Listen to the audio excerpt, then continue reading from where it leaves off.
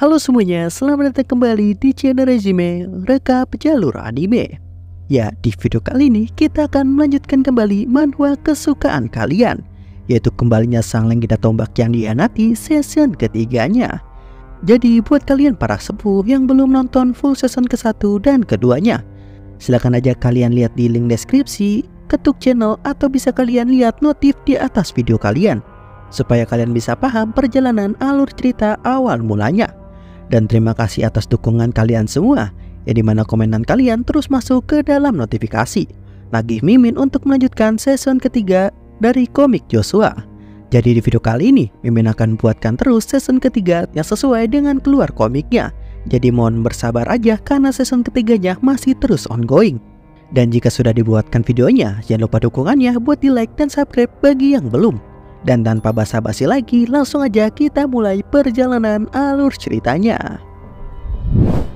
Mengingatkan kita kembali kepada season kedua sebelumnya. Setelah kematian pangeran keempat Kaisar von Briton, yang mana menjadi akhir dari balas dendam Joshua, situasi gawat dalam kekaisaran kini masih terus berlanjut. Di sini pangeran yang tersisa, yaitu pangeran pertama Kaisar von Briton dan pangeran kedua Kaizen, harus melakukan rapat pertemuan akan situasi gawat yang sedang terjadi. Terlihat para bangsawan yang khawatir karena saat ini perbatasan telah berhasil ditembus oleh kekaisaran Swallow, yang dimana hal itu membuat semuanya menjadi sangat panik. Terlebih lagi akibat pertempuran saudara sebelumnya telah melemahkan kekuatan tempur, mengatakan bagaimana kita dapat bertarung jika kekuatan prajurit kita sudah berkurang. Di tengah perdebatan tersebut, Pangeran Kaisar langsung memberhentikan pertingkaian, mengatakan kalau para bangsawan dapat mengirimkan pasukannya sendiri sesuai kemampuan keluarga, karena dirinya tidak memaksakan bagi siapapun yang ingin berkontribusi kepada kekaisaran. Mengetahui hal itu membuat Pangeran Kaizen merasa terkejut, beranggapan jika seperti itu maka jumlah pasukan yang akan menghentikan musuh akan menjadi berkurang. Berpikir bukankah kita harus menetapkan jumlah minimum pasukan yang harus diberikan, yang mana setelah mendengar perkataan Pangeran Kaizen seketika membuat Pangeran Kaisar marah, mengatakan kalau ini adalah salah kita berdua, dan pasti jika kita menentukan jumlah minimum maka beberapa keluarga pasti tidak akan bisa mencapai jumlahnya, karena saat ini yang kita harus prioritaskan adalah menyelesaikan semua dengan apa yang kita miliki. Di sini tiba-tiba seorang bangsawan menanyakan siapa yang akan ditunjuk sebagai komandan pasukan, yang mana Pangeran Kaisar menjawab kalau dirinya belum bisa memutuskan persoalan tersebut. Yang dimana mengetahui hal itu membuat para bangsawan kini mulai mempertanyakan, termasuk Marcus Monroy. Di sini dirinya mencoba untuk menyarankan seseorang bernama Marcurius Demir kepada pangeran sebagai ganti dari komandan yang akan memimpin pasukan. Dan para bangsawan yang mengetahui hal itu merasa sangat keberatan karena berpikir kalau Marcurius Monroy merencanakan rencana yang licik, karena secara sengaja menempatkan seorang dari pihaknya untuk menjadi seorang komandan. Membalas perkataan tersebut, Marcurius Monroy berkata kalau saat ini kita tidak dalam situasi pertarung golongan, karena saat ini Marcurius Sigel sedang terluka akibat pemberontakan pangeran keempat, dan dirinya hanya ingin menyarankan orang yang dapat memenuhi syarat untuk menjadi komandan. Namun di sisi tersebut, para bangsawan masih tidak berpendapat kalau seperti itu akan lebih baik Sword Emperor Duke Trembling yang akan memimpin pasukan, karena terlebih lagi dia memiliki pengalaman perang besar dan diakui di seluruh benua. Mengetahui kalau rencananya menjadi kacau, Marcurius Monroy berkata kalau saat ini bukankah Duke Trembling tiba-tiba saja menghilang dan tidak ada kandidat lain yang pantas untuk memimpin pertarungan. Di sini tiba-tiba Pangeran Kaisar menyela, mengatakan kalau Duke Trembling saat ini sudah berangkat terlebih dahulu ke medan perang yang berada di Kastil Renberg, dan oleh karena itu kita harus segera mengumpulkan bala bantuan untuk membantu Duke Trembling. Yang dimana di sini salah satu bangsawan berpendapat kalau akan menjadi lebih baik jika menjadikan Hero King sebagai komandan dalam pertempuran kali ini. Namun setelah mendengar hal itu, yang mana membuat Monroy berkata kalau kita tidak dapat membuat Hero King atau Joshua menjadi seorang pemimpin, beranggapan selain Joshua muda, dia merupakan keturunan dari dinasti Kunir terdahulu, yang seketika membuat para bangsawan sangat terkejut mengetahui fakta kalau Joshua adalah cucu dari Raja Asgard sebelumnya, seorang raja pendahulu dari kekaisaran Avalon. Di sini Chance berpisik kepada tuannya, berkata kalau ini akan menjadi rumit, Akankah kita diam saja dalam melihat semua ini terjadi? Tapi menjawab perkataan Chance, Joshua mengatakan kalau negara ini tidak akan dapat diselamatkan kecuali orang-orangnya dapat merubah isi pemikiran. Maka percuma saja kita menyelamatkan negara ini. Tepat pada saat itu, tiba-tiba terdengar suara seseorang yang berpendapat kalau dirinya setuju Joshua Sanders menjadi komandan dalam pertempuran. Yang mana orang yang mengatakan hal tersebut tidak lain dan tidak bukan adalah Nona Charlotte. Di sini dirinya memperkenalkan diri di hadapan para bangsawan semuanya sebagai kepala keluarga Pontier yang baru dan memberikan salam kepada para pangeran. Melihat kalau Shirley kini hadir membuat Pangeran Kaiser merasa sangat senang, mengatakan kalau Shirley datang pada waktu yang sangat tepat. Mendengar hal itu, kini Shirley mengajukan pertanyaan kepada Pangeran Kaiser. Berkata kalau jika ada seorang bangsawan yang dapat mengirim pasukan pribadi keluarga mereka untuk membantu kekaisaran, akankah keluarga tersebut dapat memilih komandan pasukan?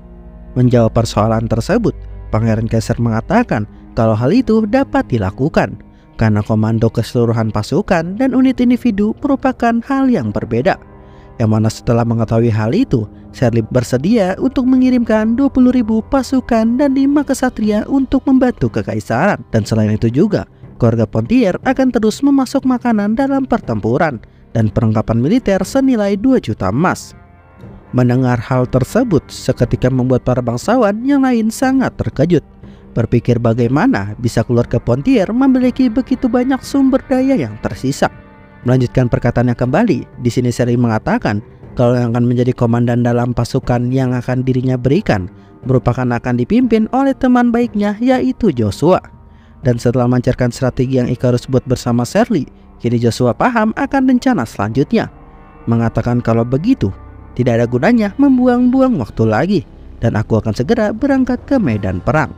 Tepat sebelum Joshua keluar dari ruangan, para bangsawan menganggap kalau Joshua sangat tidak sopan, terlebih lagi di hadapan para pangeran, yang mana di sini Marcus Monroy dengan marah mempertanyakan Joshua tentang Joshua yang berencana untuk mengambil semua pasukan keluarga Pontier sendirian, menyuruh Joshua untuk tidak bertindak sembarangan yang akan mengakibatkan kekalahan dalam perang. Membalas perkataan tersebut, Joshua langsung menjawab, mengatakan benarkah? Kalau begitu tangani sesukamu, dan aku akan mundur dalam pertarungan ini. Lagi pula jika kalian dimusnahkan oleh kerajaan lawan, itu semua urusan kalian. Mengetahui sikap cuek dari Joshua membuat Monroy menjadi sangat bingung, karena Joshua tiba-tiba saja bersikap tidak peduli.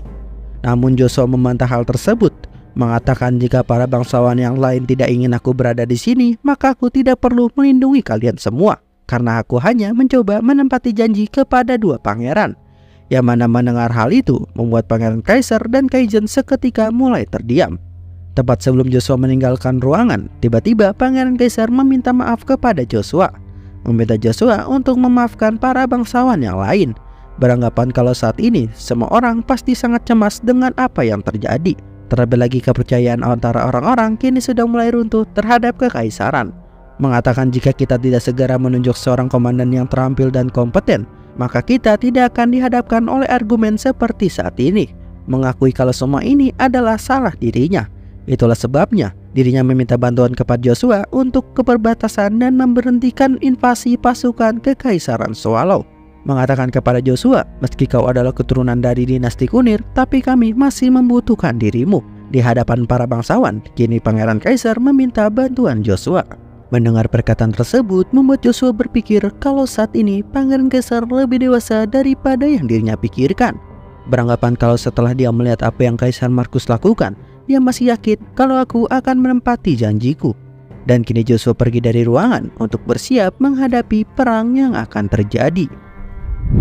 Beberapa saat kemudian, di luar istana terlihat sang mercenary king yaitu Axel datang untuk membantu jalannya pertempuran. Dirinya merasa sangat senang karena akhirnya bertemu dengan Joshua kembali setelah 3 tahun lamanya. Di sini Knight Chance mempertanyakan kepada tuannya karena dari yang dirinya dengar akan mendapatkan bantuan 20.000 prajurit petarung dari mercenary.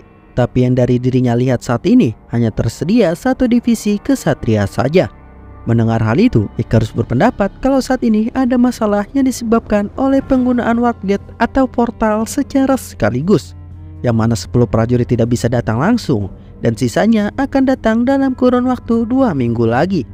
mengatakan dengan digabungkan seluruh pasukan ini, maka seluruh pasukan Avalon akan menjadi 70.000 prajurit. Mengetahui hal tersebut membuat Knight-Gen merasa terkejut, berpikir dengan jumlah itu kita tidak akan kesulitan untuk bertahan dalam pertempuran. Namun Christian mengatakan, bukankah waktu 2 minggu itu terlalu lama? Karena saat ini seluruh Avalon bagian timur mungkin saja sudah dikuasai oleh Kekaisaran Swallow, yang mana bahkan jika kita dapat menghentikannya, kita masih akan tetap mengalami kerugian yang sangat besar.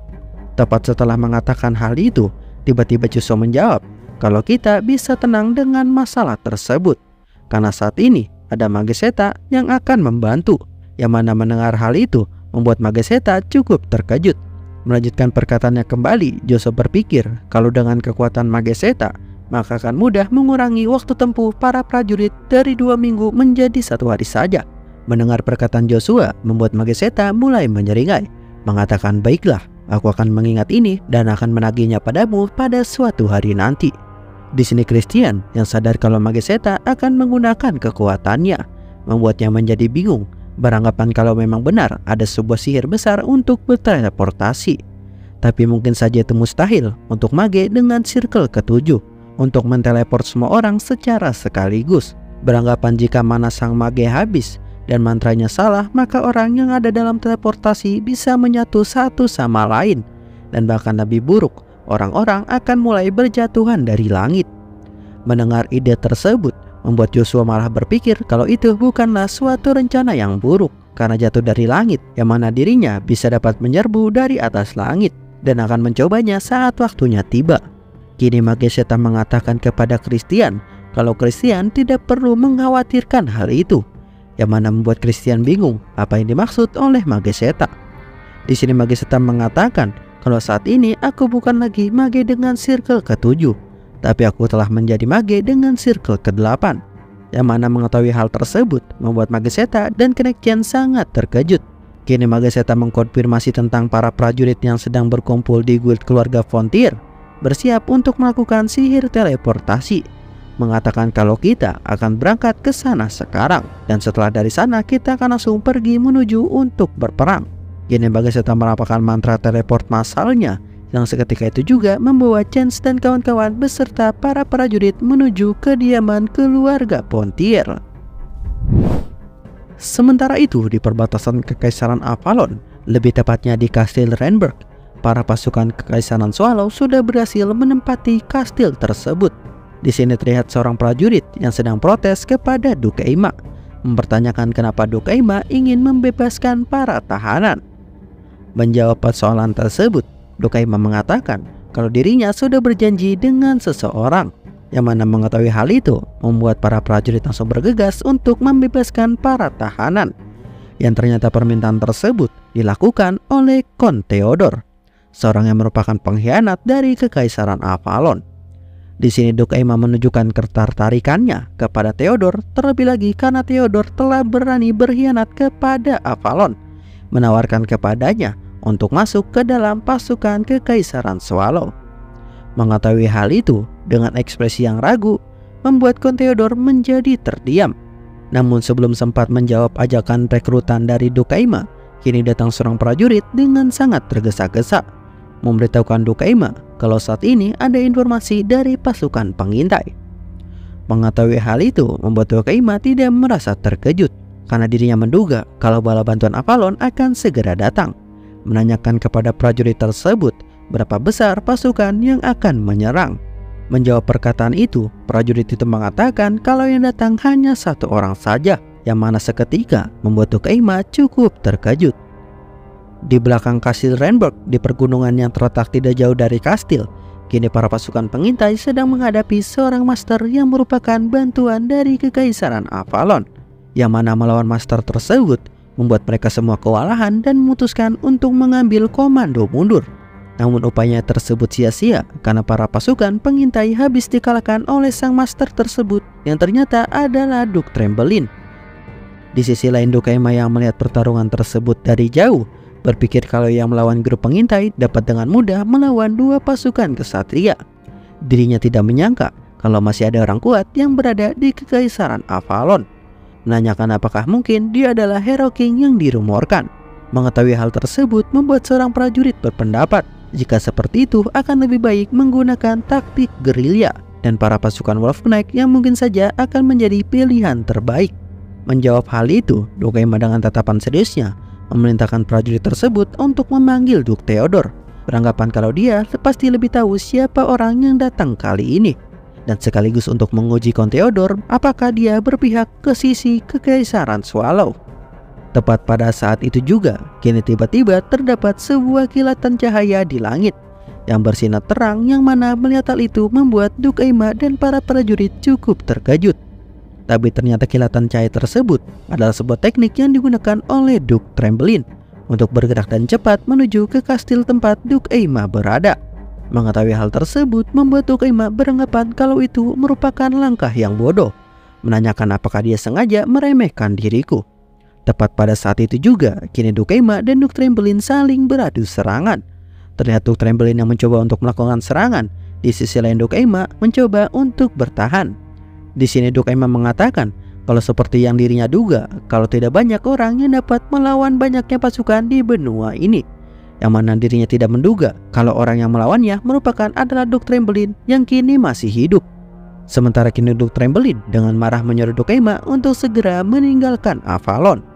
Namun mendengar hal itu, Dukeima langsung menolak, mengatakan kalau itu tidak ada gunanya. Di sini Dukeima memunculkan Frost Dragonnya kembali, berpikir kalau seharusnya yang pergi dari sini adalah Duke Trembling, memberitahukan kalau sebentar lagi seluruh benua akan menjadi milik Kekaisaran Swallow. Di sini dengan menggunakan Frost Dragon auranya, Dukeima mulai melakukan serangan, yang mana dengan mengeluarkan nafas esnya membuat Duke Trembling langsung mencoba untuk menghindari serangan dengan sangat cepat, sekaligus untuk melakukan perlawanan kembali. Di sini dengan menggunakan skillnya, Duke Trembling langsung menuju ke arah Dukeima, dan kini sebelum sempat untuk menyerang, Freeze Dragon langsung menyemburkan nafas esnya kepada Duke Trembling, yang mana dengan melakukan hal tersebut, Duke Trembling masih dengan mudah untuk mencoba menghindar dan semakin mendekat ke arah Dukeima. Dengan melancarkan serangan cepatnya, kini Duke Trembling berhasil untuk menggores Freeze Dragon dan melukai Dukeima secara bersamaan, yang mana hal itu membuat Dukeima sangat terkejut, berpikir kalau dia sangat cepat sekali. Namun di dalam posisinya tersebut, akibat luka yang dialaminya membuat Dukeima kesulitan untuk menyerang, berkata kalau dirinya tidak menyangka seseorang yang dipanggil Harimau Benua masih saja kuat walaupun sudah tua. Tapi yang dilakukan Duke Trembling itu merupakan suatu langkah yang fatal. Pada saat yang bersamaan, kini kaki Duke Trembling tiba-tiba berubah menjadi es akibat kekuatan dari Dukeima yang membuatnya terkejut karena tidak dapat bergerak. Yang mana pada saat itu Dukeima langsung mengarahkan pedangnya dan langsung menyerang Duke Trembling saat dia lengah. Yang dimana akibat pertarungan tersebut terjadi ledakan yang cukup besar di atas naga. Sementara para prajurit yang melihat kalau itu merupakan serangan dari Dukeima membuat para prajurit di bawah menjadi sangat bergembira, beranggapan kalau Dukeima kini sudah menang dan perbatasan Avalon akan menjadi milik Kekaisaran Swallow. Namun tepat pada saat itu, tiba-tiba muncul sebuah tanda yang aneh di langit, yang mana kini langit mulai membuka seperti sebuah portal. Melihat dari kejauhan, Kaisar Lucifer mengatakan kalau akhirnya dia tiba juga, memerintahkan seluruh pasukannya untuk segera bersiap bertarung dengan pasukan militer Kekaisaran Avalon.